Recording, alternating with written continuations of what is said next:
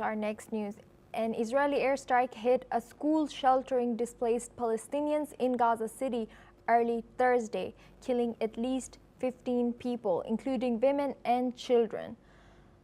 The Mustafa Hafez School in the Al-Rimar neighborhood, once a sanctuary for those fleeing the conflict, was left in ruins, blood stains, burned clothing, and personal belongings.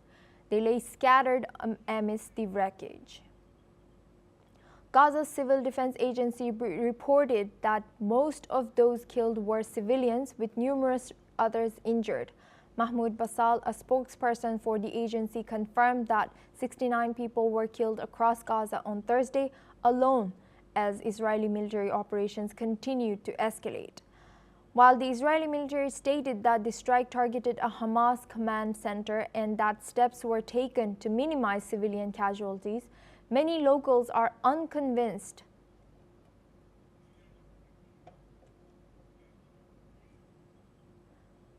Now we move on to our next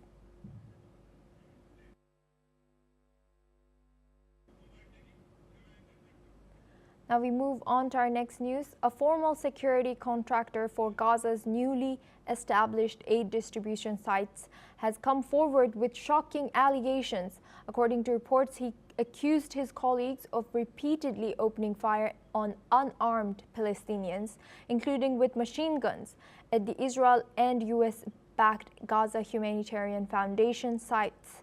He recounted one instance where a guard shot at a group of women, children, and elderly people simply because they were moving too slowly.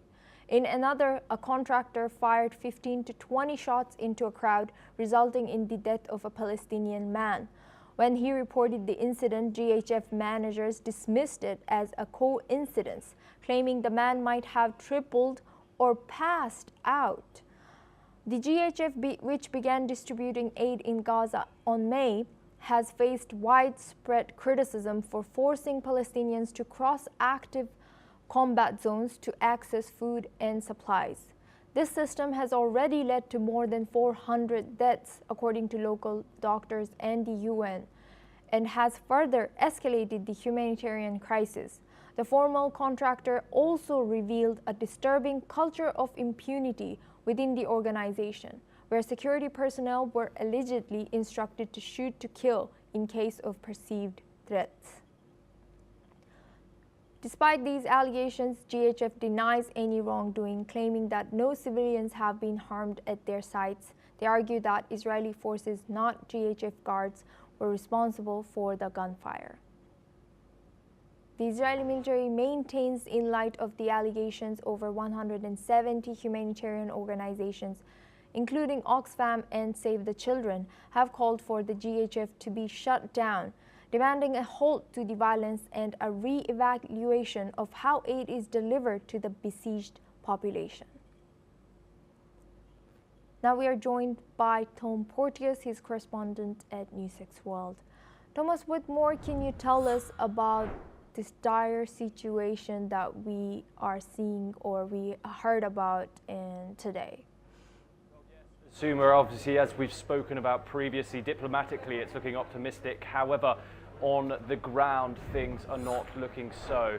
The Gaza Humanitarian Foundation was set up over a month now to distribute aid in Gaza after Israel blockaded the entire territory for 2 months. And since then, we've seen repeated allegations of Israeli troops and aid workers firing upon people trying to get aid. We've all seen visuals of these fences blocking and people desperately, frantically trying to get aid back to their loved ones. Obviously, we've seen people carrying bags of flour back to their homes. There was supposed to be a shortage of flour in the Gaza Strip, and so there was wide reports of malnourishment, starvation. Bodies like the United Nations came out and said there is this, the starvation in Gaza is at a severe point, which is when the Gaza Humanitarian Aid Foundation came in. Organizations like the United Nations have widely condemned this, backed by the United States and Israel. However, if this peace deal does get accepted, this will let organizations like the United Nations come in and distribute aid, which it does have previous experience doing. Gaza Humanitarian Foundation was set up months ago for this issue particularly. So one can only hope for this peace deal to be signed, and then aid will flow unrestrictedly into the territory that needs it the most. We will obviously keep you updated on that situation as well, Asuma. Thank you, Thomas Porteous, for sharing